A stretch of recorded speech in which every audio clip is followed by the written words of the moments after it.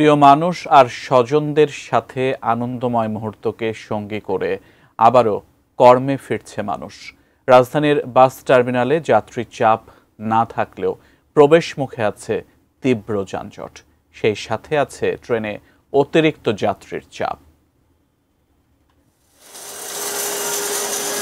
ঈদের ছুটি কাটিয়ে রাজধানীতে ফিরতে শুরু করেছেন কর্মজীবীরা। শনিবার সকাল থেকেই কমলাপুর রেল স্টেশনে যাত্রীদের চাপ লক্ষ্য করা গেছে। পরিবারের সঙ্গে কয়েকটি দিন গ্রামে কাটিয়ে আবারও কর্মস্থলে ফিরতে ভোগান্তি পোহাতে হয়েছে তাদের। অনেক লোক, সবার গন্তব্য তো ঢাকায়। ভিড় ছিল প্রচুর। টিকিট কাটছি বাট সিট পাইনি, অনেক কষ্ট করে আসছি আমরা বাচ্চা কাচ্চা নিয়ে, আমার আম্মুকে নিয়ে। আবার ফাঁকা ঢাকায় যারা বেড়াতে এসেছিলেন তারাও ফিরছেন আপন নিরে। ঢাকায় এই সময়টাতে মুভ করতে খুবই সহজ, বন্ধু বান্ধব আত্মীয় স্বজন সবার সাথে দেখা করতে সুবিধা হয়। এই জন্য আমরা ঈদ করে আমরা ঈদের পরবর্তী আনন্দটাও ঢাকায় করতে আসছি। এই 10 দিনের ছুটি কাজে লাগে ঢাকায় ঈদ করছি। বোনের বাসা আছে, ভাইয়ের বাসা আছে।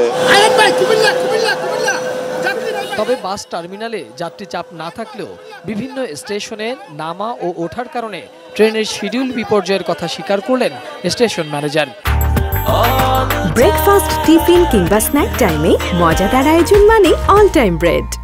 ওই পাশ থেকে গাড়িগুলি যাত্রীদেরকে নিয়ে আসতেছে, এদিকে এসে এখানে কোনো বিশৃঙ্খলা নাই, যার যার গন্তব্যে চলে যাচ্ছে যাত্রীরা।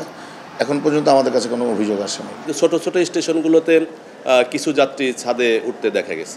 যে নির্ধারিত টাইম আমাদের থাকে তার চেয়ে একটু বেশি সময় লাগার কারণে বেশ কিছু ট্রেন সময়সূচির চেয়ে একটু বিলম্বে চলাচল করছে, যেরকম রংপুর এক্সপ্রেস, বুড়িমারি এক্সপ্রেস এবং আমাদের এই একতা এক্সপ্রেস।